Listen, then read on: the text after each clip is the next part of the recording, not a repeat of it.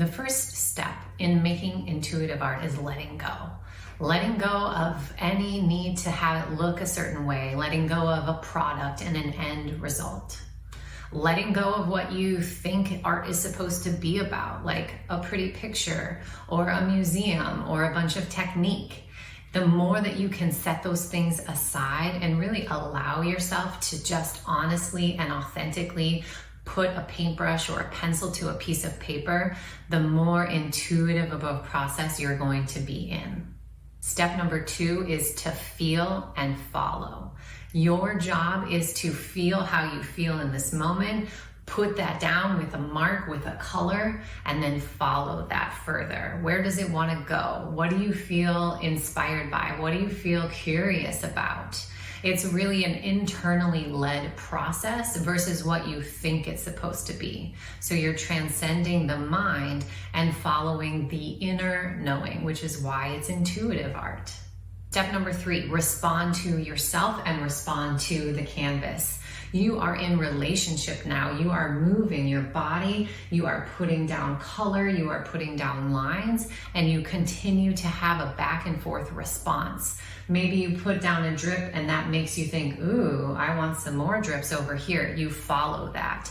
It seems simple, and yet so much of the time we don't follow what we want or what feels good to us. So if there's any place in your life that you're going to do that, start with art. I tell the people that I work with, if you're not willing to do it in art, you're never going to do it in life. So let yourself just do what feels good in this place, and then see how it starts to translate in other places in your life too. Step number 4 to making intuitive art is trust yourself. Trust that the color that you chose is the right color, whatever that means. Trust that you can make drips all over your canvas and it's gonna be great. Trust that this is taking you exactly where you're supposed to be. Trust your choices, trust how you feel, trust the art to take you someplace that you need to go, someplace that you need to see right now. And step number 5, once you've done all of that and you've played and you've turned it around and you've dripped and you've just expressed yourself, then you can decide where you want to go with it. Maybe you just want to be done right here or right here. Maybe you decide that that's exactly what needed to happen, or you see something. That happens to me usually. I saw a face pretty early when I was working on this. So now I want to see who's there. I'm going to explore the face that has kind of shown itself to me and take that further. Again, trust yourself in this decision moment too.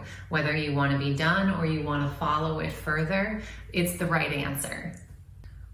So for me, the layers and layers of paint that I have on this, that's just the foundation. I put down the foundation. This was me on that day, in that moment, what wanted to come through, and I saw a face starting to form. And so now I'm going to follow that and see who shows up and what does she have to tell me right now in my life.